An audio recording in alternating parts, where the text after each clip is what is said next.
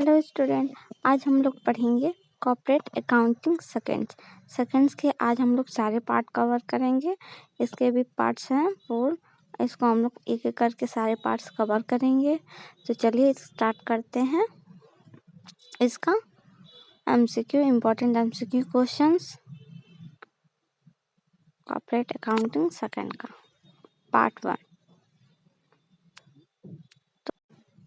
पहला चैप्टर है valuation of goodwill. तो वैल्यूएशन ऑफ गुडविल क्या कह रहा है, पहला क्वेश्चन देखते हैं। गुडविल क्या होता है? तो ऑप्शन ए है करेंट एसेट्स, ऑप्शन बी है फिक्स एसेट्स, ऑप्शन सी है इंटेंजिबल एसेट्स, ऑप्शन डी है फिक्चियस एसेट्स। तो गुडविल जो हमारा होता है वो इंटेंजिबल एसेट्स में आते हैं। तो हमारा ये होगा ऑप्शन सी करेक्ट ऑप्शन है। Question number 2, goodwill is treated as. Goodwill कैसे ट्रीट किया जाता है? तो ऑप्शन ए है reputation of business, option B है value to attract customer, option C value of quality production, option D fictitious share this. तो इसको गुडविल को हम लोग क्या ट्रीट करते हैं? फिक्शियस में, फिक्शियस के अंदर इसको गुडविल को हम लोग ट्रीट करते हैं। Question number 3, legal concept of goodwill. Goodwill का लीगल कॉन्सेप्ट क्या है?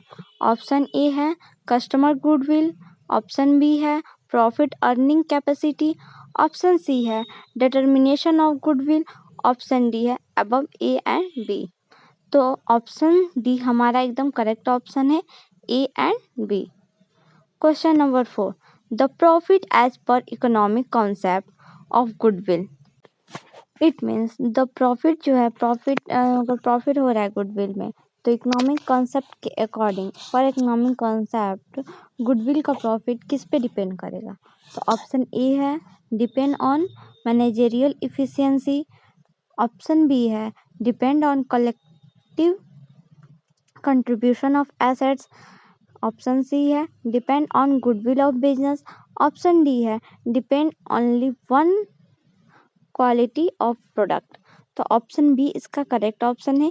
ये डिपेंड होता है कलेक्टिव कंट्रीब्यूशन ऑफ एसेट्स के कंट्रीब्यूशन के कलेक्शन पे डिपेंड करता है। ये जो हमारा गुडविल का प्रॉफिट होता है, जो इकोनॉमिक कॉन्सेप्ट के अकॉर्डिंग देखा जाए तो गुडविल का जो प्रॉफिट होता है वो डिपेंड किस पे करता है?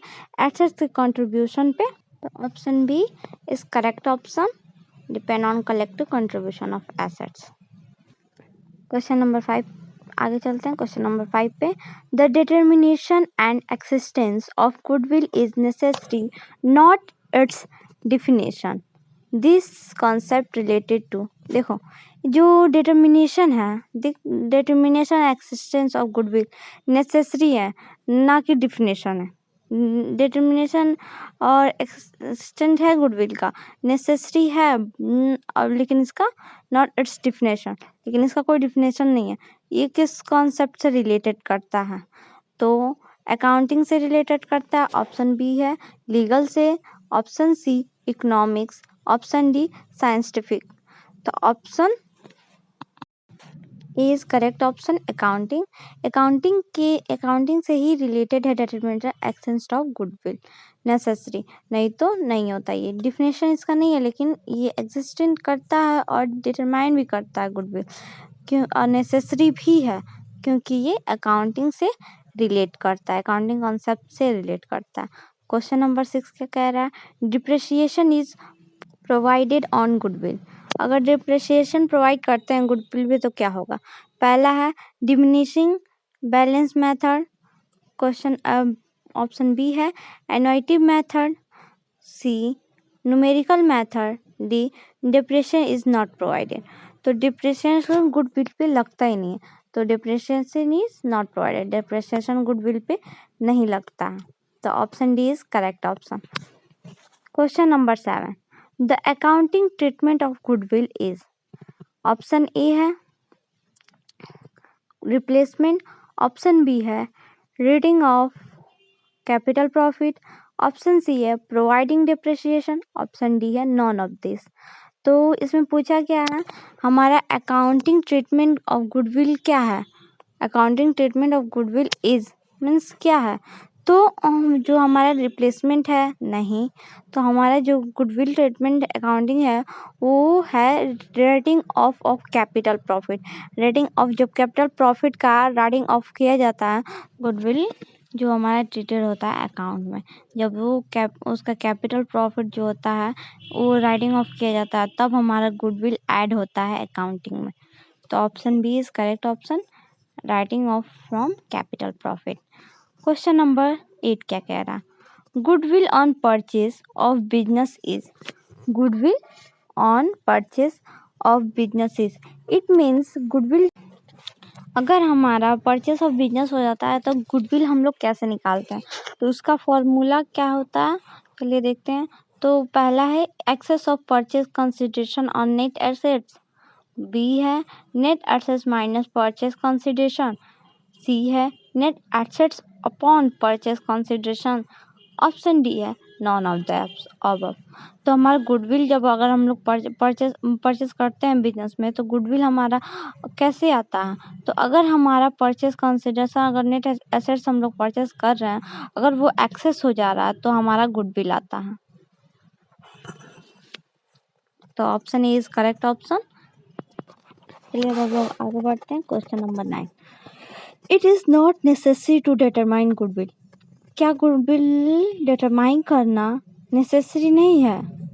ऑप्शन ए हमारा क्या कह रहा है, at the time of amalgamation of company, at the time of absorption, at the time of purchase of share for existing control over the company, option D है at the time of winding up of company.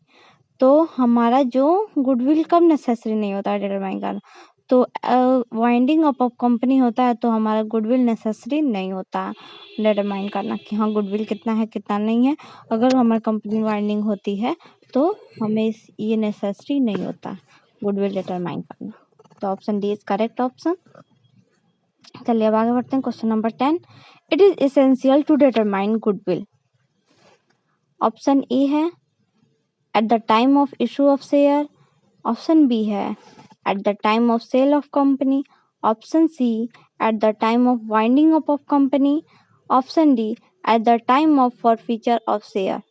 It means कब हमारा goodwill determine करना essential होता है यानी जरूरी होता है, तो किस टाइम पे होता है, at the time of company जब सेल करती है कुछ, उस टाइम पे हमारा गुडविल डिटरमाइन करना इसेंशियल होता है यानी जरूरी होता है। तो option B is correct option, at the time of sale of company. Question number 11 क्या कह रहा है देखते हैं। One of the method of valuation of goodwill is, कौन एक ऐसा मेथड है गुडविल को कैलकुलेशन या वैल्यूएशन करने के लिए, वन ऑफ द मेथड। तो इन सब में से देखते हैं कौन सा मेथड है गुडविल को कैलकुलेशन करने वाला। तो नेट प्रॉफिट मेथड, बी है सुपर प्रॉफिट मेथड, सी है ऑपरेटिंग मेथड, डी है कैपिटल रिजर्व मेथड। तो option B is correct option, super profit method से हम लोग गुडविल के वैल्यूएशन को कलेक्ट करते हैं यानी उस गुडविल निकालते हैं। तो option B is correct, super profit method. अब हम लोग अगला क्वेश्चन देखते हैं। Question number 12, income from investment in government security will be treated for valuation of goodwill as, it means अगर हम लोग इनकम इन्वेस्ट कर रहे हैं किसमें, गवर्नमेंट सिक्योरिटी में, तो क्या वैल्यूएशन ऑफ गुडविल ट्रीट किया जाएगा, लिखा जाएगा या नहीं ट्रीट किया जाएगा, ये पूछा है इस क्वेश्चन में। तो ऑप्शन ए है added to net profit, option B है deducted from net profit, option C is not treated as a part of business profit, option D है none of the above। तो option C is correct option, it is not treated as a part of business profit, option C is correct option. चलिए आगे बढ़ते हैं। Question number 13, for calculating average profit income from lottery will be treated as, option A will be credited in profit and loss account, option B will be debited in profit and loss account, option C will not be included in net profit, option D is not an income। तो इस question में बोला क्या है, पहले ये देखते हैं। अगर हम लोग कैलकुलेट कर रहे हैं एवरेज प्रॉफिट, तो इनकम फ्रॉम लॉटरी जो है उसको क्या ट्रीट करेंगे, तो उसको हम लोग नेट प्रॉफिट में इंक्लूड करेंगे ही नहीं, क्योंकि वो लॉटरी का इनकम है। तो एवरेज प्रॉफिट को कैलकुलेट करेंगे तो इनकम फ्रॉम लॉटरी को हम लोग ट्रीट लेंगे ही नहीं, क्योंकि वो इंक्लूड ही नहीं होगा नेट प्रॉफिट में, क्योंकि वो हमारा बैलेंस नहीं है, वो हम लोग लॉटरी से जीते हैं, वो लॉटरी का इनकम है। तो option C is correct option, will not be included in a net profit. Question number 14. In the average profit, the reasonable remuneration to the owner of the business is. Average profit में देखा जाए तो जो reasonable remuneration होता है honour of the business का, जो remuneration होता है रीजनेबल, वो क्या उसको करते हैं, उसको डिडक्ट करते हैं। ए है एडिट, बी है एडिट करते हैं, सी है केप्ट अ पार्ट, उसका पार्ट होता है, डी है नो ट्रीटमेंट, इसका ट्रीटमेंट होता ही नहीं है। तो reasonable remuneration of the owner of the business का प्रॉफिट जो होता है वो एवरेज प्रॉफिट में क्या करते हैं, डिडक्ट करते हैं, ये इंक्लूड होता है और उसको माइनस करते हैं एवरेज प्रॉफिट से, जो भी आता है एवरेज प्रॉफिट में। तो option A is correct option, deducted. Question number 12. The meaning of super profit is, super profit का मीनिंग क्या होता है, तो ऑप्शन ए दिया है actual average profit being less than normal profit, option B है actual average profit being more than profit normal profit, option C है actual average profit being more than average profit, option D है deficiency of actual average profit. तो option B is correct option, super profit का मतलब होता है actual average profit being more than normal profit, जो भी normal profit से ज़्यादा होगा अगर एक्चुअल एवरेज प्रॉफिट, तो हमारा सुपर प्रॉफिट होता है। तो option B is correct option. Question number 16. In the future will carry business from his own shop will be dealt as, it means in the future, अगर future में हम लोग कोई भी अपना खुद का ओन बिजनेस स्टार्ट करते हैं यानी क्या करते हैं, तो हम लोग क्या करेंगे, पहला ए है rent previously paid will be added in profit, या रेंट, ऑप्शन बी है rent previously paid will be deducted from profit, इस ऑप्शन सी है reasonable rent will be deducted, ये ऑप्शन डी है नॉन ऑफ दिस। तो option A is correct option है। अगर हम लोग कोई भी बिजनेस अपना खोलते हैं और खुद का शॉप खोलते हैं, तो पहले डायरेक्ट क्या करेंगे, जो हमारा बिजनेस अगर प्रीवियसली रेंट पेड हुआ है उसको हम लोग ऐड कर देंगे किस में, प्रॉफिट में। तो ऑप्शन ए इज हमारा बिल्कुल करेक्ट है। चलिए आगे बढ़ते हैं क्वेश्चन नंबर 17 पे।